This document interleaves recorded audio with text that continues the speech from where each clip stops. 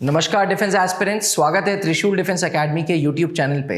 आज हमारे साथ एक बहुत special guest colonel Saumitro Dutt sir हैं, जो खुद army board ex SSB GTO officer रह चुके हैं और आज वो आप लोगों को बताने आए हैं इम्पॉर्टेंस ऑफ एडेप्टेबिलिटी टेस्ट। आज हम लोग बात करेंगे क्यों एडेप्टेबिलिटी टेस्ट को भारतीय वायुसेना के सिलेक्शन बोर्ड में रखा गया, क्यों अग्निवीर सिलेक्शन बोर्ड में सिचुएशन रिएक्शन टेस्ट नामक टेस्ट को फेस करना पड़ता है अग्निवीर को। सर स्वागत है and thank you for taking out your valuable time. Sir let's come to the topic. Sir अभी हाल ही में कल एयरफोर्स अग्निवीर का रिजल्ट आया है। अब अग्निवीर फेज 2 के लिए जाएंगे। पहले उनका फिजिकल फिटनेस टेस्ट होगा, फिर सिचुएशन रिएक्शन टेस्ट या एटी एडेप्टेबिलिटी टेस्ट 1, फिर एडेप्टेबिलिटी टेस्ट 2।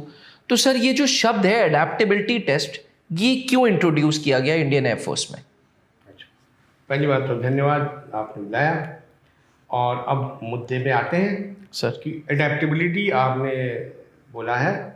अगर एडेप्टेबिलिटी शब्द का अर्थ समझा जाए जी तो वो है ग्रहण करना या घुल मिल जाना, जी इस तरीके की कोई बात है।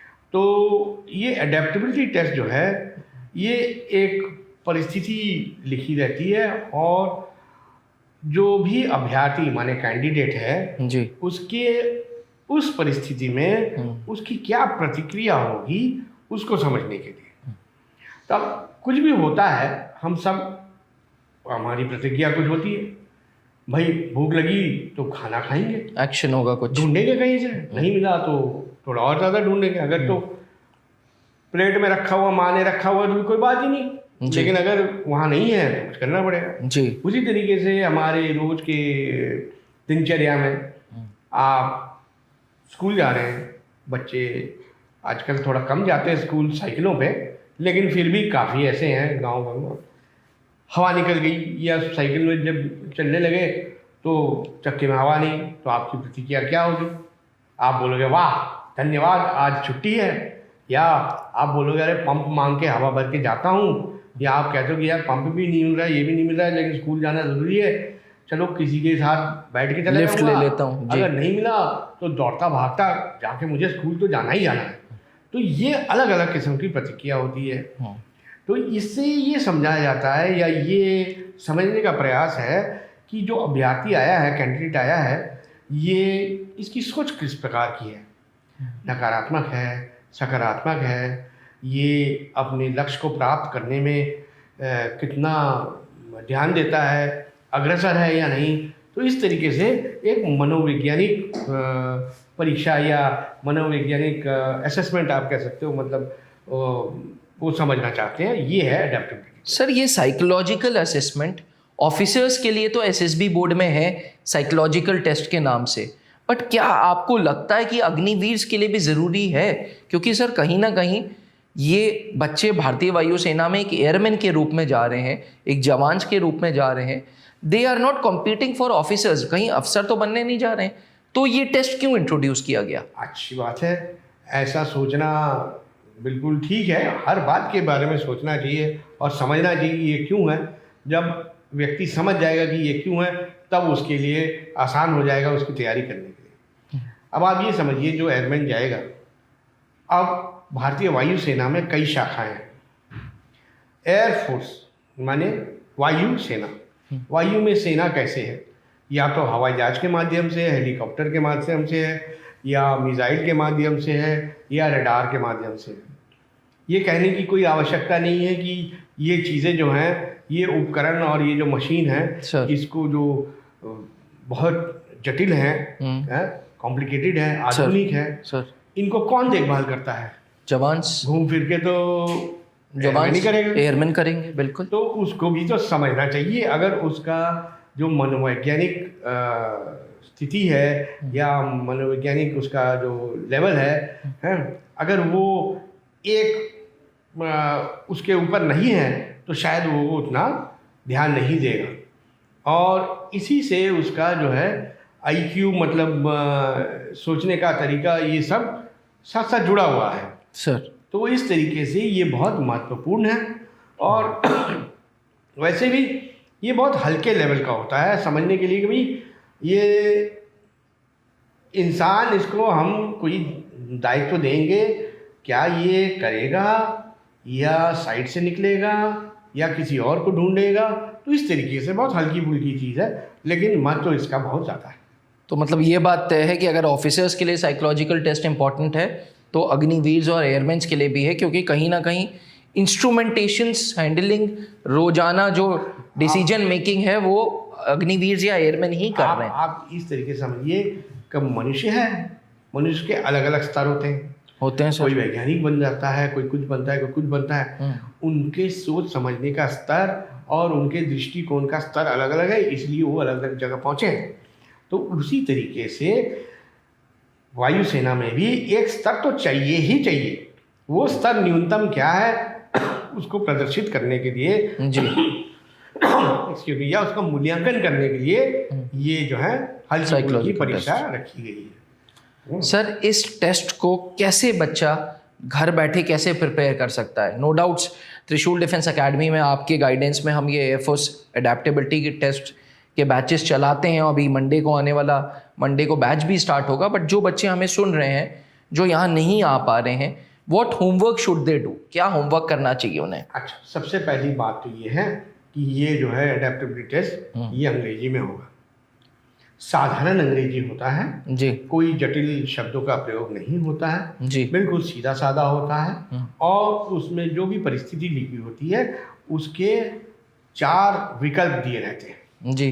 आप उसको पढ़िए, समझिए और फिर चारों विकल्पों को पढ़िए और जो विकल्प आपको सबसे सही लगे उसको आप चिन्हित कर दें।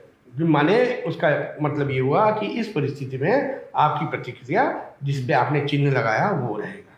ये आसान रहता है। इसके हो सकता है आपको कुछ मटेरियल मिल जाए, या वैसे भी आप सोच सकते हैं कि जैसे आप समाचार पत्र पढ़ते हैं, या आजकल समाचार पत्र तो कम ज़्यादा मोबाइल में वीडियो ही देखते हैं। तो वीडियो आप देखते हैं कि भाई आजकल जो खास चलता है OTP मत दीजिए, मोबाइल फ़ोन किसी और को मत दीजिए, वो उसमें बस कुछ नंबर डालना है, साइबर क्राइम करा देगा।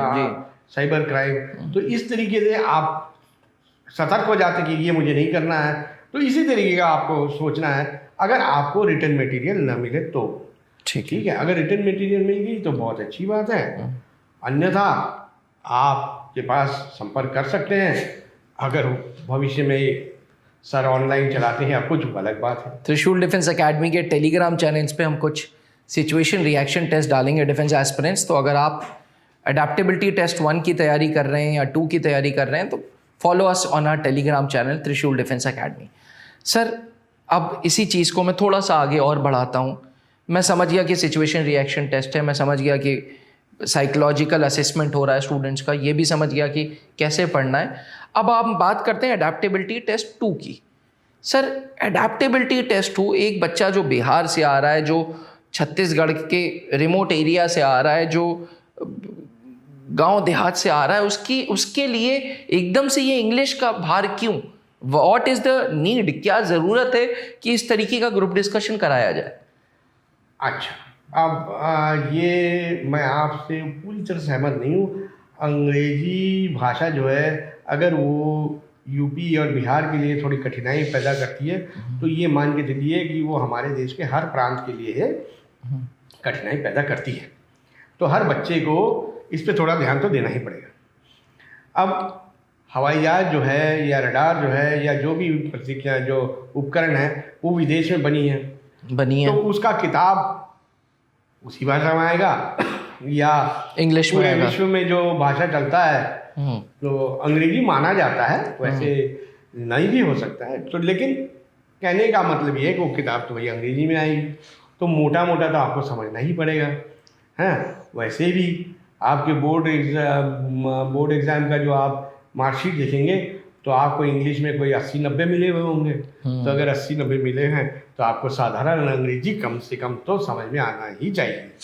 तो इसका कोई विकल्प नहीं है, आपको मेहनत करना ही पड़ेगा, परिश्रम करना ही पड़ेगा। और अगर अंग्रेजी उतनी ठीक नहीं है तो थोड़ा सा मेहनत कर लीजिए। बाकी मैंने आपको पहले भी कहा बहुत जटिल अंग्रेजी नहीं होगी। कितनी ब्यूटीफुली सर आपने एस्पिरेंट्स को समझा दिया कि भैया जब बाहर के इंस्ट्रूमेंट्स आ रहे हैं तो उसके ऑपरेशनल मैनुअल सब के सब इंग्लिश में हैं, तो इंग्लिश तो जाननी ज़रूरी है। सर लास्ट क्वेश्चन, त्रिशूल डिफेंस एकेडमी में आपके गाइडेंस में ये बैचेस कैसे चलते हैं? क्या एम रहता है आपका? रोज़ाना 3 घंटे, 4 घंटे, 5 घंटे का जो भी शेड्यूल है, इसमें आप क्या कराते हो सर? अच्छा, देखिए ऐसा है कि मेरा ये मानना है कि सिर्फ 2 ही चीज़ें करके तैयार नहीं करना है। किसी भी व्यक्ति का विकास होना चाहिए, उसके सोच का विकास होना चाहिए। इसीलिए मैंने सर को कहा है, और यहाँ पे मात्र अंग्रेजी सुधारने का नहीं, आपके सोचने समझने की क्षमता को भी और चुनौती दे के उसको और अच्छा बनाया जाएगा। और जो एडेप्टिबिलिटी टेस्ट है और जो ग्रुप डिस्कशन है उसकी तैयारी तो होगी ही होगी। तो इसमें जो है IQ सब लोग समझते हैं, IQ इंटेलिजेंट क्वेश्चन जी, लेकिन अगर वैसे साधारण भाषा में समझा जाए तो दिमाग की तेज़ी, डे टू डे दिमाग दिमाग की तेज़ी, आप कितनी जल्दी से और कितना सटीक सोच सकते हो। बिल्कुल सही तो बात। ये तीव्रता सोचने की जी, इसको और अच्छा बनाने के लिए भी यहाँ प्रक्रिया चलाई जाएगी। जैसे आपको बताया है, उसका अलग से क्लास चलेगा IQ इम्प्रूवमेंट का। और DFT एक पहले होता था, लेकिन कभी कभी नहीं होता है, और कभी कभी एयरफोर्स के इंटरव्यू में प्रक्रिया को हल्का सा बदल देते हैं। तो इसलिए यहाँ पे अंग्रेजी की क्लास चलेगी, उसको DFT का ही नाम दिया जाएगा ताकि आपको समझने में आसानी हो, परंतु वो असल में आपके अंग्रेजी को और ठीक करने के लिए है। अगर ये अंग्रेजी आपकी और अच्छी हो गई तो आपको हर काम में आपको लाभ देगा, आपके एडेप्टिबिलिटी टेस्ट में भी और आपके ग्रुप डिस्कशन में भी। ग्रुप डिस्कशन में क्यों? क्योंकि आपको पैराग्राफ मिलता है जी, कभी कभी आपको पढ़ना रहता है, कभी कभी आपको सुनना रहता है, सुन के लिखना होता है। दोनों का यहाँ पे अभ्यास कराया जाएगा, और मान के चलिए कि अभ्यास अच्छे से कराया जाएगा।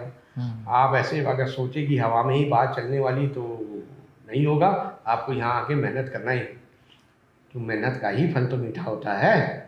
Very true sir, very true. कड़वा फल खाना चाहते, सब तो मीठा खाना चाहते हैं, तो आप भी आइए, मेहनत कीजिए और मीठा फल ज़रूर पाइए। डिफेंस एस्पिरेंट्स में आपको बता दूं, सर के गाइडेंस में लास्ट अग्निवीर बैच में 7 बच्चों ने ऑल इंडिया त्रिशूल डिफेंस एकेडमी के 7 स्टूडेंट्स ने पूरे भारत से अग्निवीर में सिलेक्शन लिया और दिसंबर में उनकी ज्वाइनिंग हो गई है।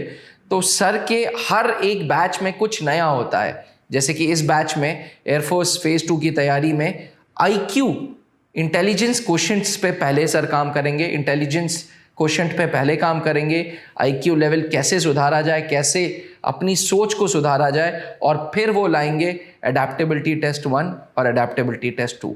अगर फिर भी वीडियो देखने के बाद आपको कोई सवाल होते हैं, कुछ पूछना चाहते हैं, तो आप कमेंट करके हमसे सवाल पूछें ताकि सर खुद इन क्वेश्चंस का आंसर दे सकें। Thank you.